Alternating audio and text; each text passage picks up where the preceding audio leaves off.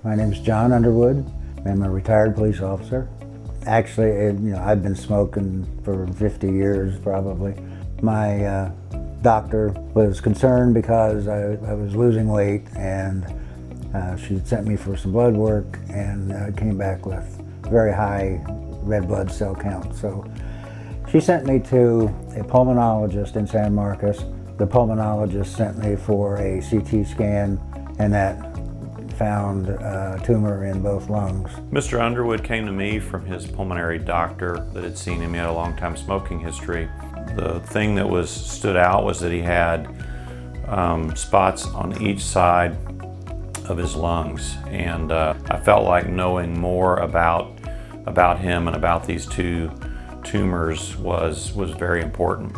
And so for that we referred him to Dr. Abedi to be able to help make a diagnosis. If they are cancer, that markedly changes the stage of the cancer, what the treatment is, whether surgery is even warranted or not. So what we're going to be doing today is attempting to do a robotic navigational bronchoscopy that allows us to approach a small abnormal lesion in the lung of one of our patients so that we can biopsy it and determine if this is in fact a lung cancer, potentially some other infectious process that's created this abnormality on the imaging of the chest.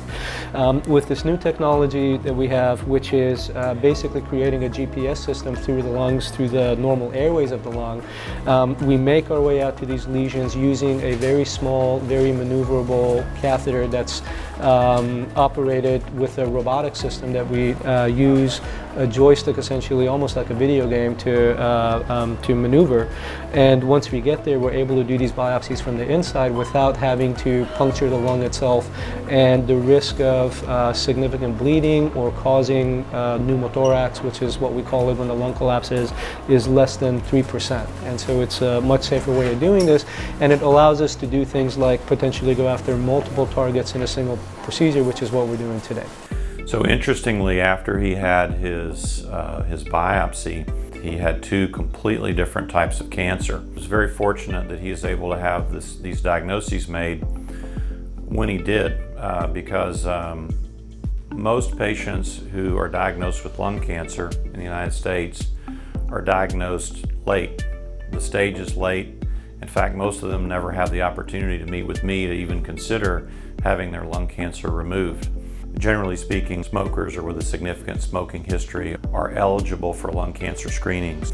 So when a patient's able to be identified early with lung cancer, that's much more favorable, and those patients are much more likely to have a good outcome, which a good outcome ranges from longer, better life, up to a cure. And for Mr. Underwood, for example, although he has two different types of cancers, both of them were relatively early stage, and so he has the potential to be in complete remission of his cancer. We removed the one on the right side, and the question now will be what is best in terms of timing for the left side. I'm feeling great. I'm kind of amazed that I can breathe as well as I can. They removed the top lobe of my right lung, as well as some lymph nodes. If they want to do surgery on the left lung, I'm all for it. I have promised my daughters that I'm going to beat it, and I'm going to. So, no doubt in my mind.